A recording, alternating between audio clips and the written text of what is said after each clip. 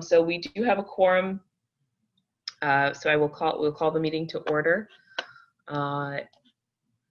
Is there a motion to suspend the rules? Motion to suspend. I'll second. All right. Megan, are you prepared to call the roll?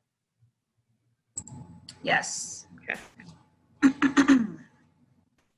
Knighton, Aye. Gertis, Aye. Biggs, Aye. Tristan, Aye. Cueva, Aye. Eckersberg. Eckersberg, is she here? No. I saw her, but maybe she doesn't have sound. Hank, Aye. Sterling, Aye. and Eckersberg again. And Jones, aye. Okay. Okay. Is there a motion to approve the August 12th meeting minutes? I'll make a motion to approve. Second. Okay, let's call the roll, Megan. Knighton, Aye. Gertis, Aye. Biggs, Aye. Tristan, Aye. Cueva, Aye. Eckersberg. Hank, Aye. Sterling, Aye. and Jones, aye. Okay, That passes. great. Thank you. So we have two items this afternoon. The first is Washington Street, Chicago Avenue, CTA Purple Line. Catherine Gotzik, applicant, submits for a permit to install a mural on the CTA embankment underpass in the B2 Business District. So, hi, Catherine. So we can we'll put the Dapper packet up to share the screen. So Megan will scroll down, and you just want to tell us, and I don't know how many people are from your crew that might want to chat about this or mention it. I think it's pretty straightforward. The pictures were great. Explain, but if you want to give us a quick overview.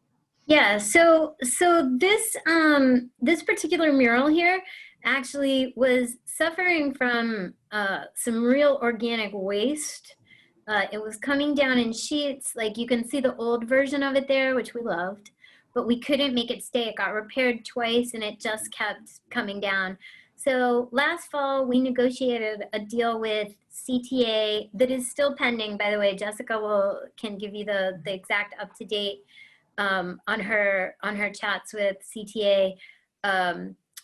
But they allowed us to basically put whatever we want up there for a couple of years and we'll revolve it. But they do want to give a simple thumbs up or thumbs down on the designs as we make them available. So our first design was supposed to go up in November, but the weather got so cold so fast and never got warm again that we weren't able to put it up, which when the world exploded in the wake of George Floyd, we had this great empty wall that was available to put up some art. Alderman Rue Simmons had put in a referral to do some temporary Black Lives Matter public art. We had this wall, which is meant to be temporary because it doesn't hold murals very much. And so we reached out to Ben Blunt, who is the artist. He has this exact design that you're looking at actually is on a poster and t-shirts that he sells through his website, Blunt Objects. He is a black man. And he was very eager to do this mural. This was, he was very eager. So we, actually, we pitched it to the Arts Council, and there's not just this side. If you actually want to scroll through, you can see that side. But on the other, the train-facing side, there is a hopeful message that is meant to be a positive, hopeful note alongside his Black Lives Matter mural. So, and we are also taking, this is not in any of your materials, but we're taking that color scheme from that purple side, and we have used it as the basis and color palette for our light pole banners, which are going to be exchanged either late this month or early next month. So, there will be some nice synergy with that. And we have, the Arts Council has not only approved this design, but they have also given us a small amount of funding to help put it up. And we're extremely grateful that they've agreed also to set aside a little bit of money for potential repairs. We sadly assume that it's going to be defaced, and so the city has agreed to participate in helping to repair it if it is. We are responsible for the maintenance on it, and will do the maintenance on that with the city's cooperation. And we thank them for that. Jessica is at work with the CTA to get the finals, and she can give you the exact update on that, but we hope that that will be forthcoming very soon. And our current hoped pending CTA approval installation date is Labor Day weekend. So not this weekend, but the next one. Any other questions?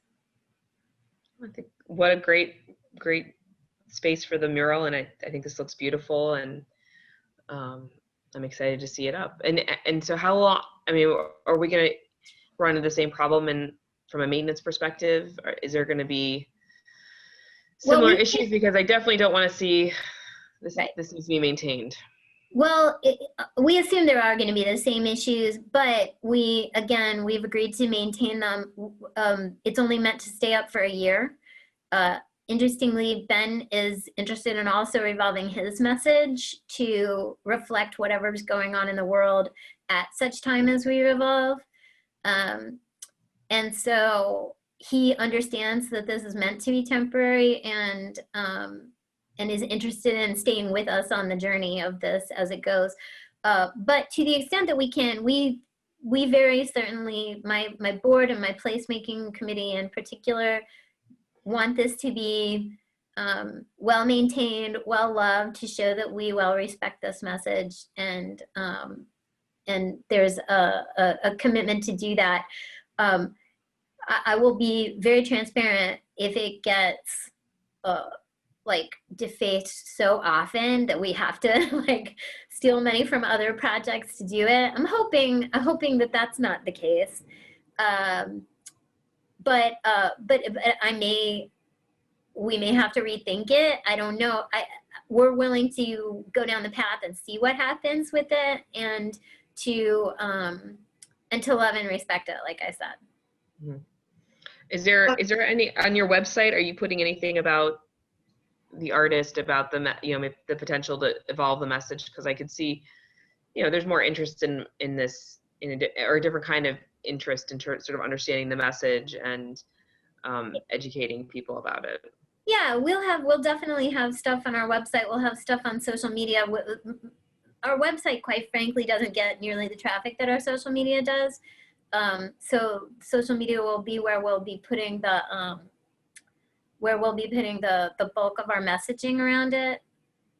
And yes, we would like to have this be a conversation. If it needs to be a conversation, we don't mind being, having it. Okay. Well, I think that I like the idea that, I'm just worried that people are going to see, we always worry about maintenance of murals when we have murals. And so I think particularly when it carries an important message, and one that Evanston residents feel very strongly about, we want to make sure it's well maintained, it's a visible site. And then the idea that this is an evolving message to reflect the time, the current conditions, I think is we may have to just keep doing that, because you can't, if you paint it over something else, you're going to wonder why did the message go away? And I think right. this is an exciting opportunity for us in Evanston. So Any other comments from others on Dapper?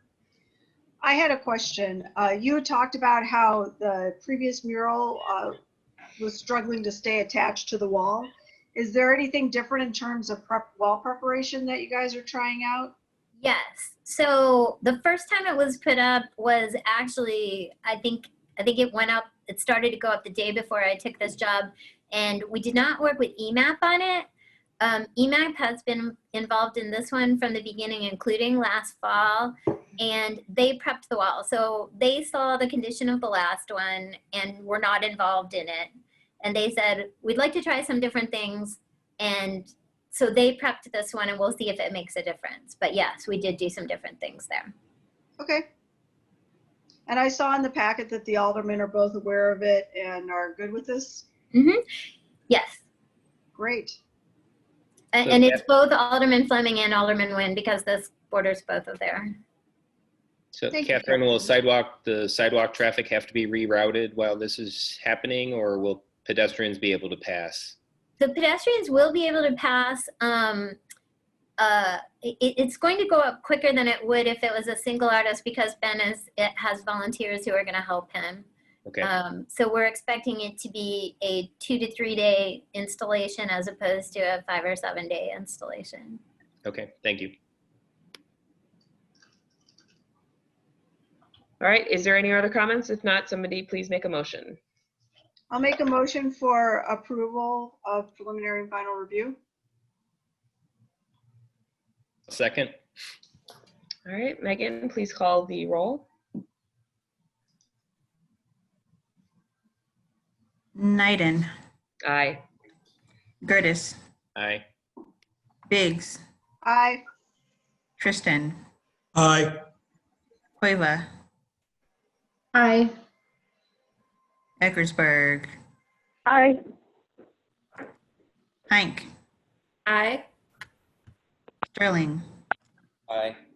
and Jones. Aye. That passes. Great. Thank you so much. We are so excited to be a part of this, and thank you for your approval and for all of the city's support of this project. Of course. Good luck. Hopefully good weather. I hope so too. All right, thanks a lot. Bye, Catherine. Bye. All right, next up, 900 Clark Street, recommendation to the Zoning Board of Appeals. Sarah Lewis, applicant, submits for a special use for a daycare, domestic animal, and kennel, Dogtopia of North Shore LLC in the Research Park District. The applicant requests the special use subsequent to a text amendment currently under consideration by the Plan Commission and City Council and to add daycare, domestic animal, and kennel as one eligible use in the Research Park District. The Zoning Board of Appeals makes a recommendation to City Council. All right, is somebody on for this application? Yes, thank you. This is Nicole Daniel. I'm counsel for Sarah Lewis. And with us, we also have Kathy Halter, who is the VP of New Center Development for Dogtopia, Lisa Gabo, who's the Director of Design for Dogtopia, and Tracy Cross, who's the Director of New Franchisee Support. Okay, so why don't you walk us through what you want to do? Great. So Sarah's just going to start off with a few words about herself and the company, and then I'll step back in and talk a little bit about the legal aspects of it. Thanks so much, Nicole, and thank you everyone for your time this afternoon. I wanted to give you a little bit of background as to why my husband, Carrie, and I wanted to make a personal investment in this company. Oh, the video. I'm sorry, can everyone see me? Yes. Okay, sorry, I just wanted to make sure. I just wanted to give you a little bit of background as to why my husband and I wanted to make a personal investment in this company, and as to why we wanted to make an investment into the community. We have lived in Evanston for coming up on 20 years now, with the exception of the last few years that we lived out in San Diego.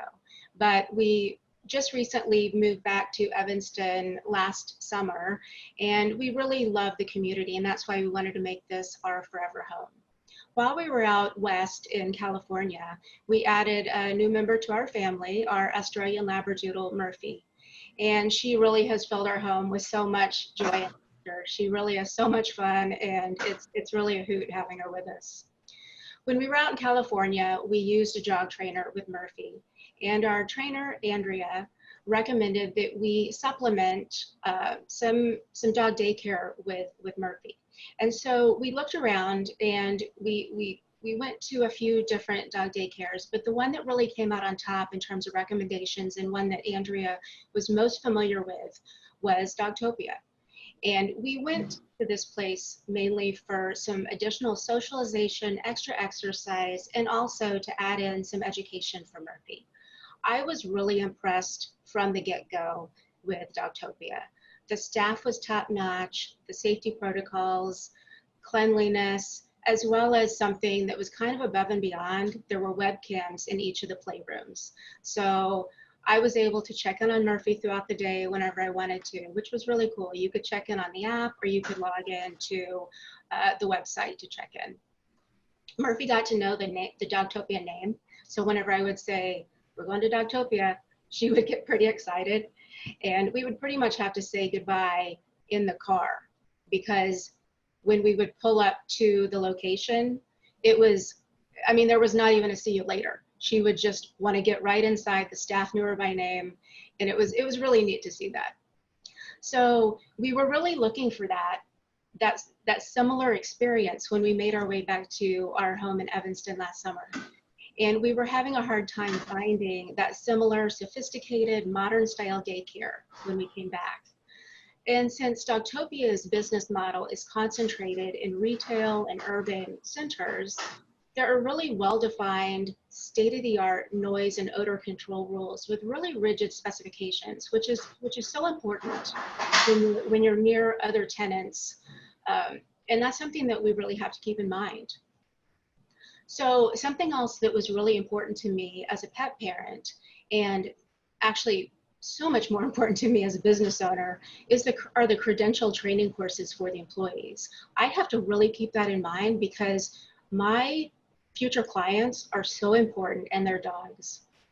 So as Carrie and I started talking about this business opportunity that we were seeing as something that was so viable to us and to the city of Evanston, we realized that the downtown area did not have a dog care store that could really fit easily into a pet parent's daily routine. And that's something that made so much sense as you went about your daily business, as you ran your errands, as you headed into the office, as we get back into our new normal. And so we really talked about this decision that we were going to make. We talked for a little while because this is a really big decision for us. And so we finally made the decision to move forward with it. And we're so thrilled to be investing in this Dogtopia franchise and to bring it to Evanston. And so I will be the operator of the store, and I will be on site most of the days. But behind us, we have full support through the Dogtopia support office.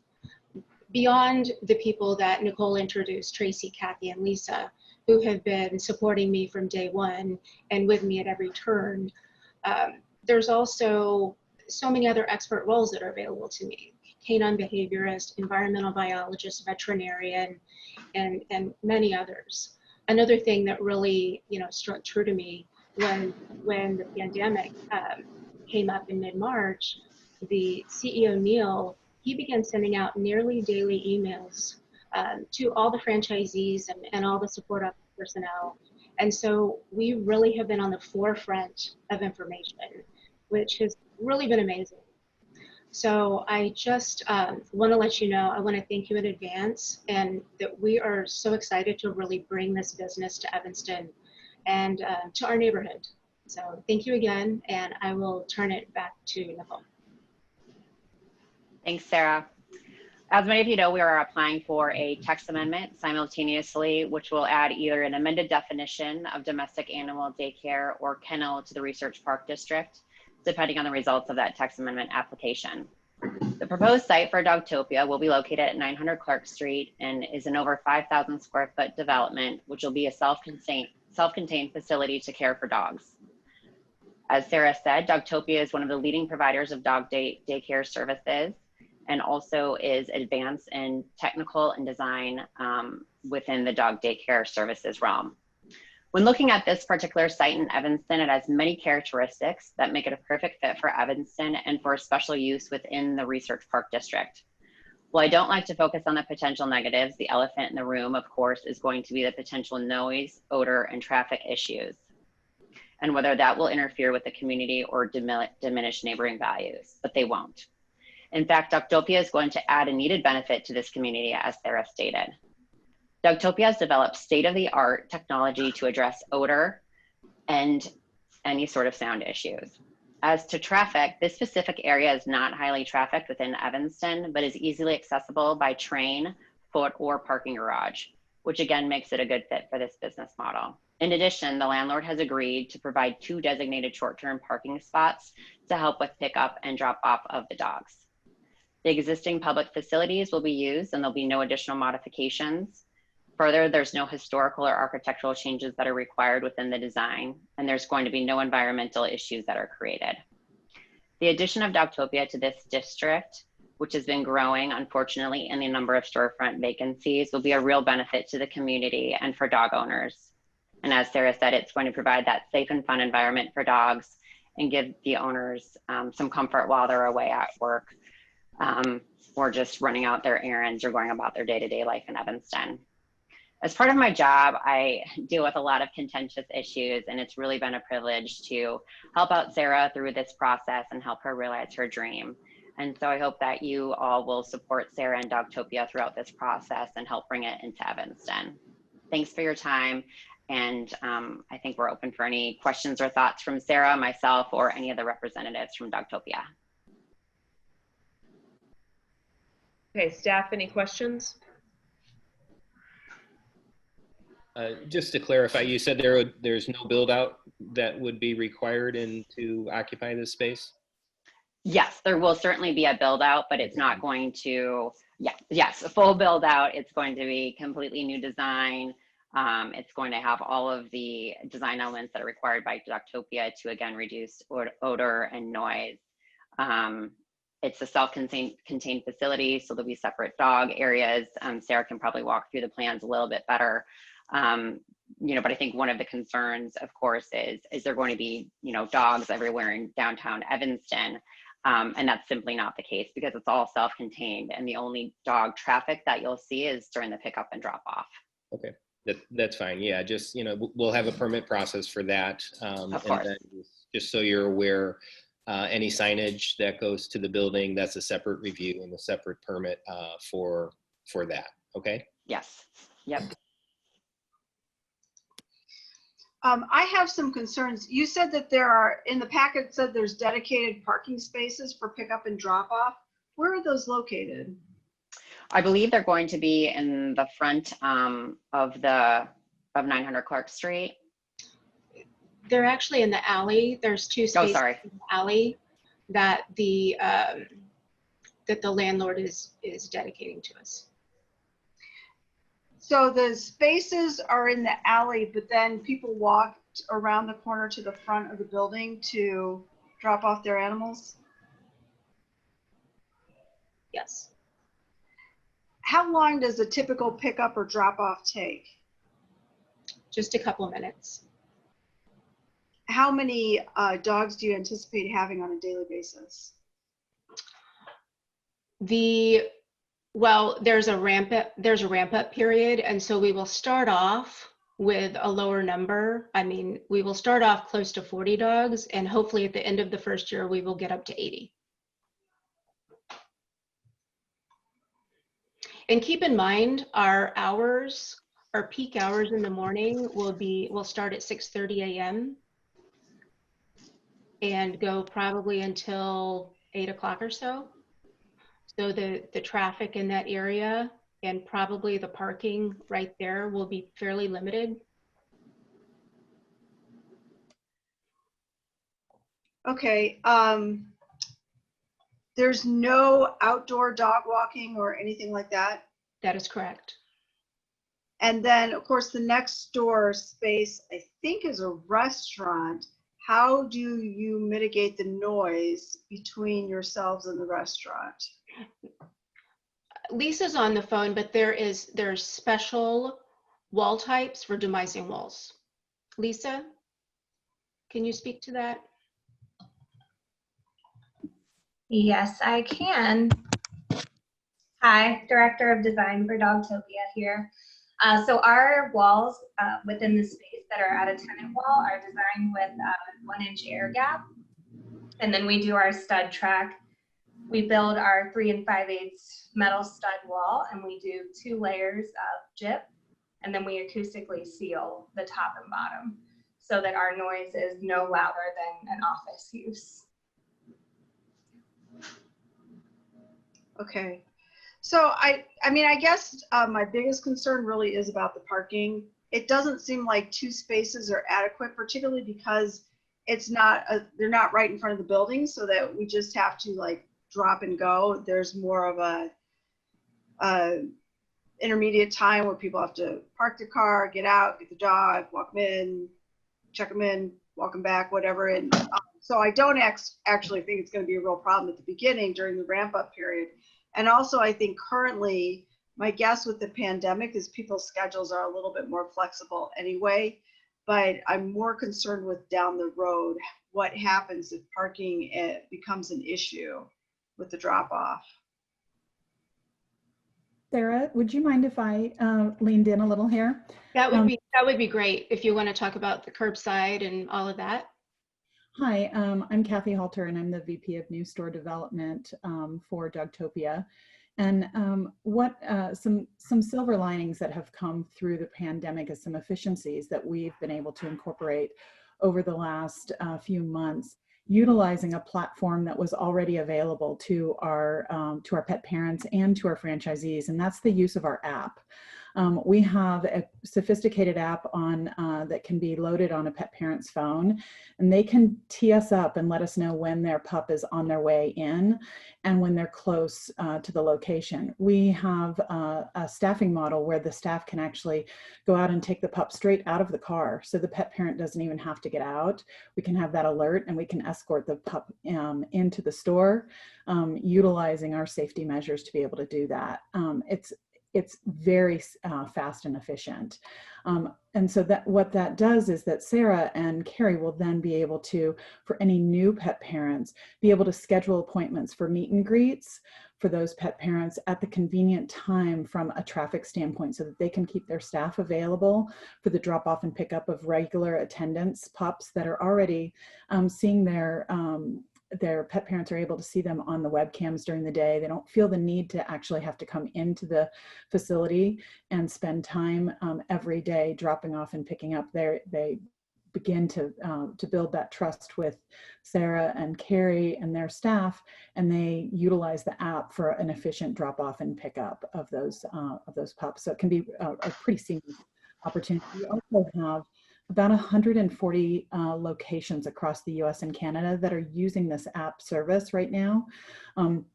And when we go out to seek new locations, we do request that we have 2 dedicated spaces for drop off and pickup. And that's routine across the US for stores that actually will have a much larger capacity than Sarah and Carrie's location would, as well as stores that are of equal size. So it's very common for us to utilize that model and for it to work well.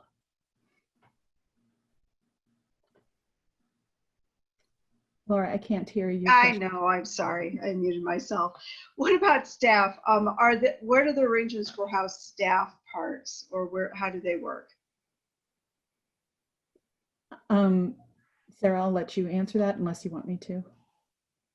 I actually didn't catch the very first part of your question. I apologize. Oh, it's related to staff parking. Where will the staff park? How do you mitigate traffic and parking issues with staff? Well, it depends where. I mean, I will be providing parking for the staff that is full-time in terms of the hired staff, because I will have a general manager and a relationship manager. But then the part-time staff, that's something that they probably will need to handle on their own. They might live nearby. They might be within walking distance. But that's something that I could it might be part of their compensation package as well. And where are you providing parking for the general manager and the relationship manager? I will probably get parking in the parking garage that's just, half a block away. And then one of the last things I have, it's about waste. I mean, obviously there's going to be a lot of pet waste that comes from this. How is that managed? We have a waste management plan, and Kathy, is that something that you can speak to in a little more detail? I'd be happy to. We have a couple of systems in place, training protocol for the staff, first of all, to recognize and clean at certain intervals so that we keep the waste and the smell, keep the waste contained and the smell controlled. And in doing that, solid waste becomes the most important. So we have a double bag system. As soon as a dog eliminates, we do bag that immediately, and then it goes into a second dumpster or trash container, and then ultimately at intervals through the day goes into the dumpster. So double bagged. We also use a bioenzymatic cleaning product by Merck. We are certified as Heroes for Healthy Pets organization, all 140 of our stores, utilizing this bioenzymatic cleaner that is natural, safe for the dog's paws, doesn't create any unpleasant odor for the staff that are using it, and neutralizes the odor that is excreted with the liquid waste. So it does both, and we clean regularly with those cleaners. As Sarah and Carrie said or mentioned earlier, they've experienced this at open locations across over in San Diego. We also have 6 open locations in your market as well, and they use these products and use this procedure, and again have very clean. It's one of our little taglines is fresh and clean and smelling like a million bones. So we're really proud of the cleaning protocol and how clean and fresh smelling our locations are. Final question: has the adjacent tenant Chili's been notified that this facility is going in, or have they had any comments? I'm not aware if the landlord has had any discussions with any of the tenants in the building. Okay. That is my comments, questions.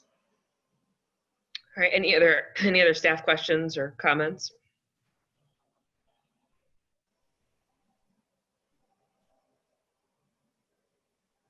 Okay. So this is a recommendation of the Zoning Board of Appeals. Would somebody like to make a motion? I'll make a motion for a positive recommendation.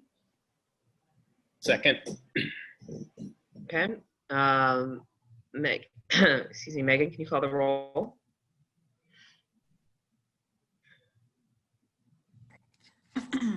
Naiden, Aye. Gertis, Aye. Biggs, Aye. Tristan, Aye. Cueva, Aye. Eckersberg, Aye. Hank, Aye. Sterling, Aye. and Jones. Aye. That motion passes. Thank you very much. Thank you, everyone. We really appreciate it. Thank you. Muted. Megan, is it the September meeting? Yeah, I was actually just about to say the text amendment is going to Plan Commission on September 9th. So we're preparing for that meeting currently. Great. All right. Is there a motion to adjourn? I will make a motion to adjourn. Second. Second. All right. All those in favor, say aye. Aye. Aye. All right. Thanks, everybody.